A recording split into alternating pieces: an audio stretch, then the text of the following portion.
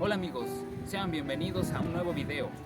En el video anterior hablamos sobre el origen del Halloween y del Día de Todos los Santos, pero en esta ocasión hablaremos sobre el Día de Muertos. Como lo explicaba en el video anterior, el Halloween tiene un origen pagano, pero el Día de Muertos también.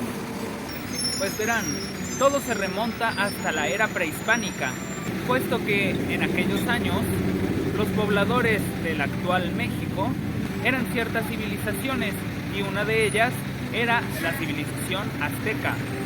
Y es que ellos tenían unas costumbres muy diferentes a las que tenemos hoy en día, así como creencias.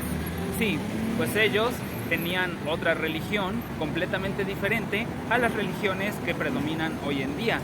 Y una de sus creencias más fuertes era el culto a la muerte.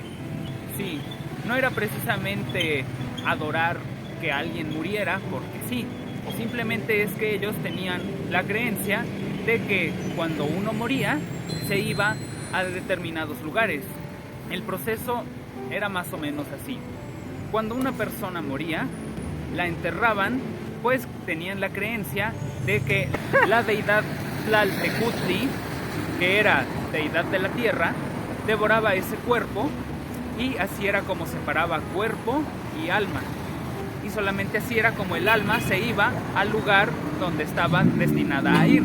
Por ejemplo, las personas que morían en alguna batalla o todos aquellos que morían en los sacrificios humanos que solían hacer en aquel entonces, o incluso también las mujeres que morían dando a luz, se iban al Omeyocán. Los que morían ahogados o que murieran en alguna situación que estuviera relacionada con el agua, se iban al Tlalocan. Y los niños y los bebés se iban al Chichihuacuauco. En total tenían 13 cielos y un inframundo, el cual se dividía en 9 regiones. A todas esas regiones del inframundo es a lo que hoy en día se le conoce como Mictlán. Y al Mictlán se iban las personas que morían por causas naturales. Para entenderlo mejor, voy a explicar cuáles son esas 9 regiones del inframundo. La primera región se llamaba Itzcuintlán, y esta consistía en que había un enorme río que había que cruzar hacia el otro lado, y la única manera de cruzarlo era con la ayuda de un perro, específicamente del famoso Xoloitzcuintle, ya que ellos te llevaban nadando hasta el otro lado del río. Pero aquellas personas que en vida no trataron bien a los perros o a algún animal, bueno, pues los Xoloitzcuintles no lo ayudaban o la ayudaban a cruzar al otro lado del río y se quedaba ahí eternamente. La segunda región era el Tepeme Monomictlán, el cual consistía en que una vez que ya habías cruzado hacia el otro lado del río, te encontrabas con 2 enormes cerros que a simple vista se veían inofensivos, pero si pasabas en medio de ellos, se cerraban una y otra vez, y eso aplastaba a muchas de las almas que cruzaban por ahí.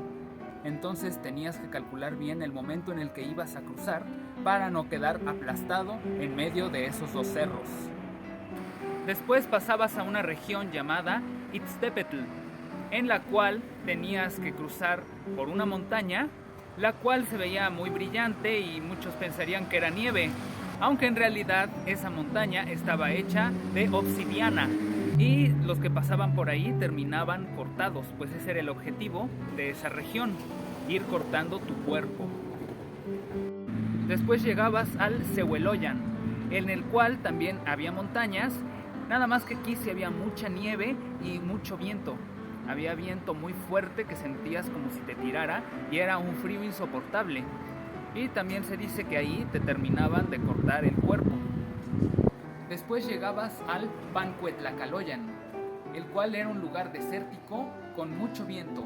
Un viento muy fuerte que se dice que te llevaba de un lado a otro como si fueras una pluma, como si fueras una hoja. Y se dice que cuando ya lograbas llegar al final del Pancuetlacaloyan, el viento te regresaba hasta el inicio y una vez más tenías que comenzar desde cero. Una vez que lograbas salir de ahí, entrabas lograbas al Temiminaloyan, el cual era un sendero donde te disparaban flechas desde todos lados. Y estas flechas lo que buscaban era dejarte atrapado para siempre en ese lugar. Así que la única forma de cruzar era corriendo. Una vez que lograbas cruzar el sendero, llegabas al Teyoyocualoyan, el cual era un lugar como una jungla donde había jaguares que te devoraban el corazón. Para entonces era porque tu alma ya se veía como si fuera un esqueleto. Después de tantos cortes, de tanto frío, de tanto viento, lo único que te quedaba era el corazón, el cual te lo devoraban esos jaguares. La siguiente región era el Apanohualoyan, la cual consistía en meterse en un río de aguas negras que te llevaba de un lado a otro, y esto también te conducía hacia otros ríos. Es decir, un río te llevaba a otro río y a su vez este río te llevaba hacia otro río. Era como una especie de laberinto y muchos terminaban perdidos para siempre. Y finalmente llegaban al Chiconahualoyan, mejor conocido como Mictlán. Y era precisamente esta región donde terminaba el recorrido. Solamente que aquí también había algunos ríos donde las almas se metían a nadar y a reflexionar de todo lo que hicieron en la vida, tanto las cosas buenas como las cosas malas, y así les daba tiempo de arrepentirse. Este lugar se dice que tenía mucha niebla y también se dice que eran 9 ríos los que tenían que cruzar en el Mictlán, es decir, que representan a los 9 estados de la conciencia. Y una vez que terminaba todo este recorrido, se encontraban con el dios de la muerte, Mictlantecutli, y con su esposa, Mictecacihuatl. Y una vez que te encontrabas con ellos dos, era porque había terminado todo eso y ahora sí estabas listo para tu descanso eterno.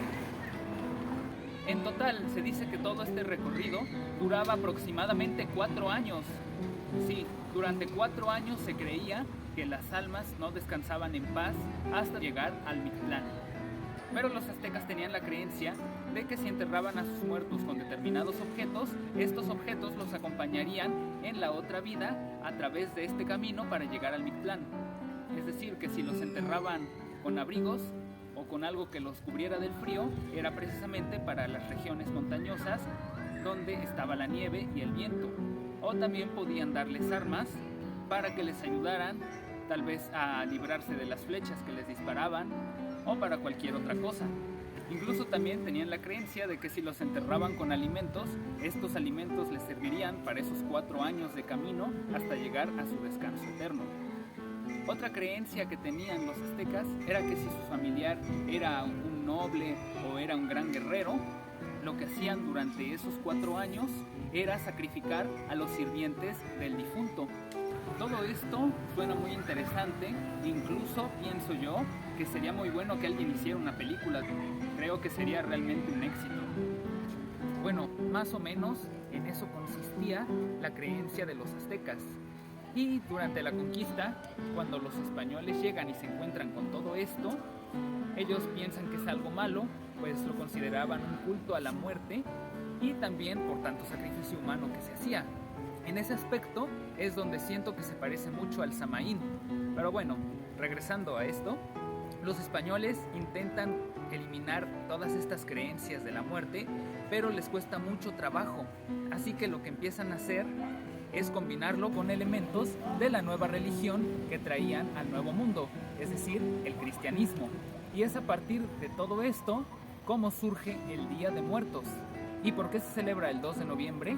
Bueno, cuando los españoles combinaron todas estas creencias con el cristianismo, hicieron que fuera un día después del Día de Todos los Santos. Y es por eso que el Día de Muertos se celebra el 2 de noviembre.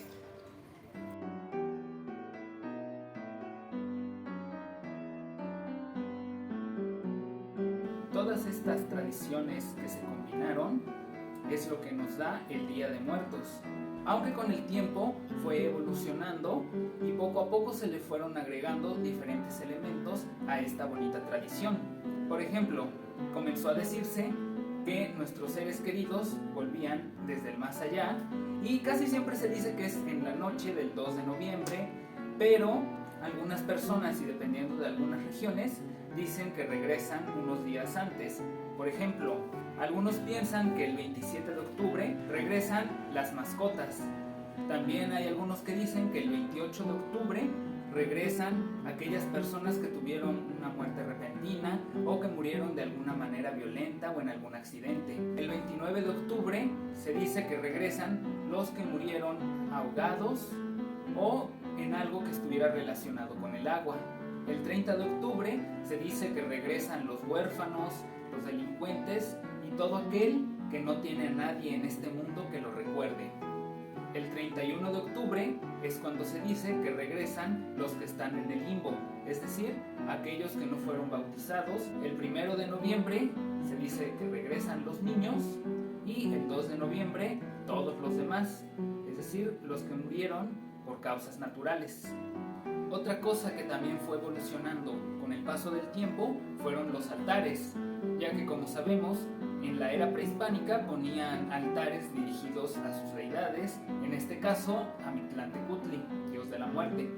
Pero conforme esta festividad se fue combinando con los elementos del cristianismo, es que fueron evolucionando también los altares. Y dependiendo de algunas regiones, los altares pueden tener 2, 3, 4, hasta 7 pisos. Y también muchas veces se les da algunos significados.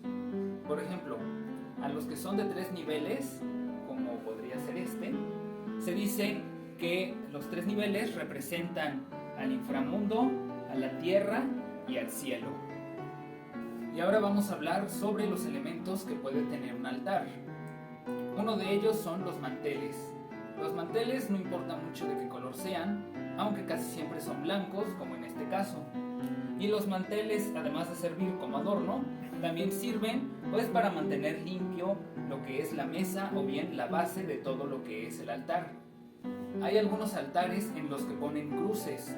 Estas cruces casi siempre se encuentran o en el suelo o en lo más alto del altar, como en este caso. Y esta cruz lo que simboliza es que cuando regresan los difuntos, antes de tomar todas las cosas que hay en el altar, deben santiguarse. En algunos altares también llegan a poner tierra. Esto se da mucho en los altares que son planos y que se ponen en el suelo, y también pueden sustituir la tierra por semillas. Y esto viene desde orígenes prehispánicos y es porque a la tierra se le consideraba sagrada, ya que decían que era dadora de vida. También en algunos altares se puede encontrar sal, ya sea que la pongan sobre un plato o que la pongan en forma de cruz, ya sea en el suelo o en alguna otra parte del altar. Y esto tiene un significado de purificación y es más que nada para que no se corrompa el alma, es decir, el alma de los difuntos cuando vienen a la tierra.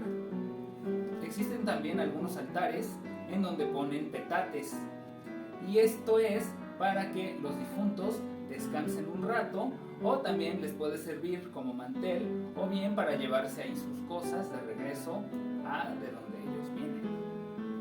En otros altares también se llegan a ver figuras del famoso perro Xoloitzcuintle, que como ya lo expliqué hace un momento, este perro es el que te ayuda a cruzar en la primera región del inframundo. Un elemento muy importante que tienen los altares también son las flores. Casi siempre la que se ve en todos lados es la flor de cempasúchil, como esta de aquí.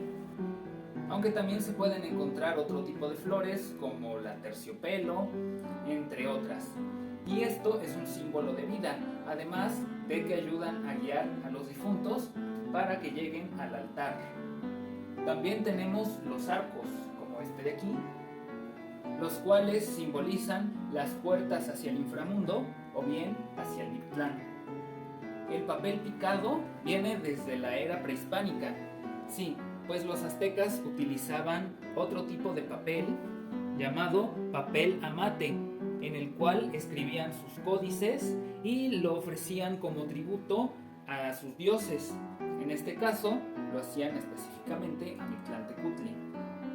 Otro elemento es el copal, y es que en la era prehispánica aquí solían poner las ofrendas dirigidas a los dioses, pero hoy en día se suele poner incienso y esto sirve para purificar el alma o también se dice que es para guiar a los difuntos hasta el altar. También tenemos las veladoras, que sirven para dar la luz de la fe, de la esperanza, y también los ayudan a guiarse en el camino. También en los altares se suele encontrar comida como tamales, mole, fruta, dulces, entre otras cosas que le gustaban en vida a los difuntos a quienes está dirigido el altar. Otro elemento que es muy importante y muy conocido es el pan de muerto. Y es que el pan representa a la Eucaristía y está adornado con estos huesitos que precisamente simbolizan a la muerte, pero están acomodados en una forma de cruz para representar a la religión cristiana. En algunos panes se suele ver como otro huesito en la parte central y eso representa a un cráneo. Y también algunos panes como este tienen ajonjolí. El ajonjolí lo que representa es a las lágrimas de las almas que no han podido descansar en paz. Otro elemento que también es muy conocido son las calaveritas. Las hay de chocolate, de amaranto, de azúcar, de gomita, entre otras cosas. Y su origen es muy curioso.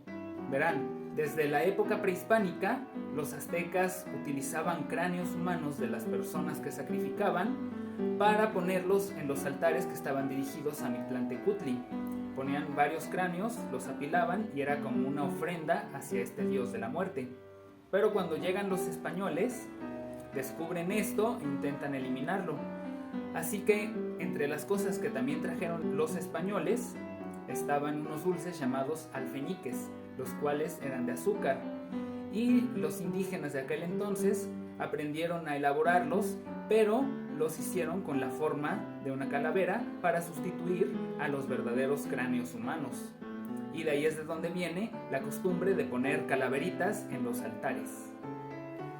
En algunos altares también se puede encontrar un vaso con agua, y esto es para calmar la sed de los difuntos. Además de que también en algunas culturas prehispánicas se creía que el agua era un portal hacia el inframundo. Y bueno, obviamente uno de los elementos más importantes, si no es que el más importante, son los retratos.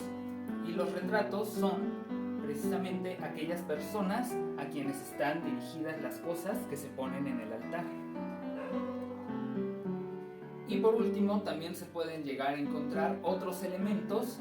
Esto ya es algo más personalizado, pues se pueden llegar a encontrar juguetes, prendas de vestir, cigarros, entre otras cosas que les hayan gustado en vida a las personas a quienes está dirigido el altar. Y estas fueron algunas de las curiosidades que tiene esta festividad que hoy conocemos como el Día de Muertos. Otra manera de llamarle a este día es Día de los Fieles Difuntos, aunque este nombre más que nada lo utiliza la Iglesia. Para la cultura popular es el Día de Muertos. Hoy en día esta festividad tiende a confundirse con el Halloween y con el Día de Todos los Santos, pero la verdad es que cada una de estas tres fiestas tienen un significado diferente, es decir, que son parecidas pero diferentes. Muchas gracias por haberme acompañado, espero que te haya gustado el video y si es así no olvides dejarme un like. Suscríbete al canal si aún no lo has hecho y activa las notificaciones dando clic en la campanita. Nos vemos en el siguiente video. Adiós.